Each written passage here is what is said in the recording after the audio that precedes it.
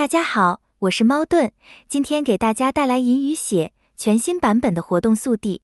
活动将会在11月20日正式开始，这一次官方又改变了规则，直接丢了一个双卡池出来。这次的2只新眷属是双生姐妹，所以我就出个双生卡池，这应该不过分吧？这个理由简直完美，你甚至找不到任何反驳的机会。本次新眷属艾斯提和利薇亚都是血族，但他们的抽取概率却不是对等的。在双生卡池中，抽中 SSR 的概率一样是 4%，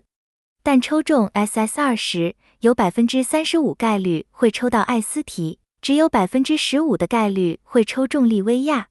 换句话来说就是，艾斯提会是本次卡池的守门员，而利薇亚将会是比较难抽的那只。所以有很大的概率，利薇亚将会是本期卡池的最大奖。截稿时，官方已经放出了艾斯提和利薇亚的技能，艾斯提是输出，利薇亚则是辅助。详细的技能解析，我们下次再聊。初步观察是，艾斯提可以3吐，而利薇亚则最少也要有1只。在本次活动中，艾斯提和利薇亚的灵魄在达成指定条件后，可以进行互相转换。这个互换条件在公告中没有写明，但一般游戏都是在你满突破1出后，才会允许你将抽多的那只转换成另一只的。相信这次的转换条件也会是如此，这算是给2只都想抽满的玩家一些保障，不会死都抽不到另一只。艾斯提和利薇亚不是限定眷属，所以在后续的版本也会开放加入普池、商店，以及可以在碎破中获取。不过，根据目前银雨血的规律，现实池的眷属是不会在下个卡池就马上进入普池的。始祖苍廪、奎因和阿加莎是在史黛拉的版本才开放加入普池的，而这次的艾斯提版本则开放了史黛拉、阿尔伯特、发牟和耶芙娜加入普池。所以总结就是，新眷属将会在累积2个版本的卡池后，在第3个卡池开启时才会加入普池。按时间来算，差不多就是2个月才会开放一批眷属加入普池。也就是说，提丰、塞利尼亚、艾斯提和利薇亚将会在1月才会开放加入普池。现在不抽，就只能等到1月后才能在大池里捞了。本次双生卡池的保底是和现实卡池的保底共享的，但不建议大家提前去垫现在的现实卡池。因为这次的双生卡池，官方是不会直接送1只免费的给你的，你得自己靠抽数来换。官方表示，我说的是下半池眷属免费送，但这是个双眷属卡池，所以我不送也是完全没毛病的。本次卡池会同步开启一项双子礼物活动，当中就可以用道具来换1只利薇亚。兑换道具一共有5种，在双生卡池中抽卡可获得勇者之剑。在剧情活动中通关可获得梦境枕头，完成每日任务可获得指引的路标，完成现实小游戏可获得甜蜜果实，在英灵剑种中通关则可获得祈福玉手。大奖利薇亚的兑换道具就包含了150个勇者之剑，也就是说你至少要150抽才能保底换1只利薇亚出来。这就是为何我前面会说不要提前垫卡池的原因了。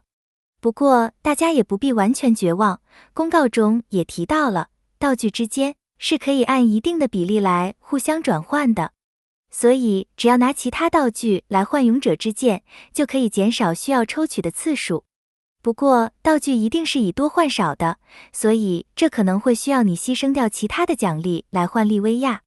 在兑换商店中可以换取的奖励还有新眷属头像、名片背景、头像框、大厅装饰等等。如果到时真的抽不到，大家再考虑要不要牺牲这些奖励来换利薇亚吧。那么这次新的2只眷属重不重要？答案是很重要。艾斯提是新的话事人，他所带领的队伍是黑夜告凤。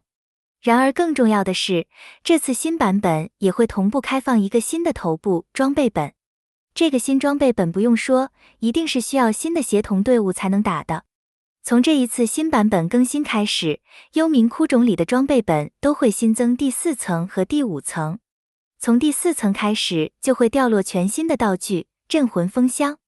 镇魂封箱可对指定部位已经共振过的9级阵营装备进行过热祝福，已过热祝福过的装备也可使用镇魂封箱来进行重铸与精炼。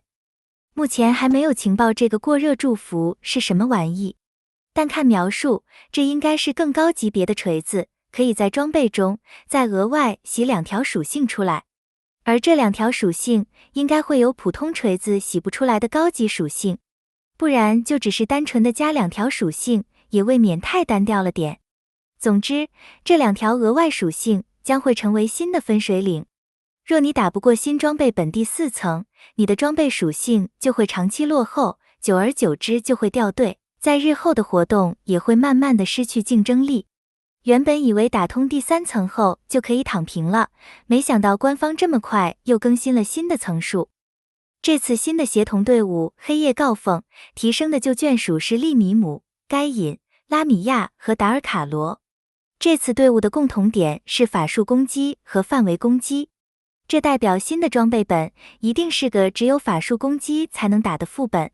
非法术的攻击就会像上一个装备本的非暴击攻击一样，完全打不出伤害来。如果上一个版本的装备本需要的是暴击增伤，那么这次新的装备本需要的就会是法术防御穿透提升，详情可以去看艾斯提的技能。也许你会说，法术伤害不是还有我们的始祖苍廪在吗？很抱歉，这次始祖苍廪恐怕也是无法打第3层或以上的。这次的黑夜告凤中还有不少能回血的技能存在，这代表新装备本中有很大的概率会有很多小怪，或是会持续掉血的。所以始祖苍廪大概率是打不了的了，你只能乖乖的使用黑夜告凤来打。新版本也会同步开放协同卡池，获得该隐、拉米亚和达尔卡罗的概率会大幅度提升。然后同样200抽可以换一个始祖利米姆，除非你是这个版本才加入的新玩家，否则完全不建议去抽这个协同池。至于老玩家嘛，肯定是不会缺这些 SSR 的，最多也就是始祖利米姆会缺，比如我就是差一个利米姆，但也不会去抽这个池子。除非测试后发现利米姆在协同队伍里很强，否则我还是宁愿把卷花在普池里去拼一下能不能抽中这次刚下放的4个眷属。11月27日会开启一个限时活动，沉睡的勇者们只要解锁每日任务就可以获得奖励，奖励当中就有一个 SSR 自选，可以选择该隐、拉米亚或达尔卡罗，到时可以看看哪个眷属最有用就选哪个。这次新版本也会有2个新皮肤，当中最有吸引力的就是赛特的新皮肤了，相信会有不少人为他买单。至于另一个发眸的换色皮肤，就没赛特的有吸引力了。接着是新版本的一些活动，砍树小游戏大千世界之幕已经提前释出，剧情里也可以看到2个新角色的剧情例会。砍树活动结束后会接着出新的小游戏乔乔斗恶龙，看来银与血已经变成是个玩小游戏的游戏了。诡秘航路也会新增一个章节，开放条件是通关19-3。比照之前的新关卡，照理这关应该要给撒旦之息的蓝图，但看图标和公告说明，这次似乎只有月之题和普池卷这些普通的奖励而已。新版本同样也会有每个月1次的氏族围猎，相信这次的围猎结束后，就会有大佬可以将杰西德换出来了。最后就是一个比较让人瞩目的全新活动——无限战局。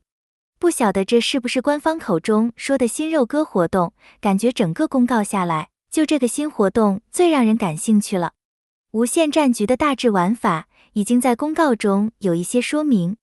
简单来说就是透过战斗来获得或购买造物，然后再透过造物来获得各种增益的玩法。无限战局是个赛季活动，一共有5章，每个章节都会有不同的小关卡可供挑战。通关所有关卡后，会开放最终战役。活动会根据玩家在最终战役中所造成的最大伤害来排名，并且设有排名奖励。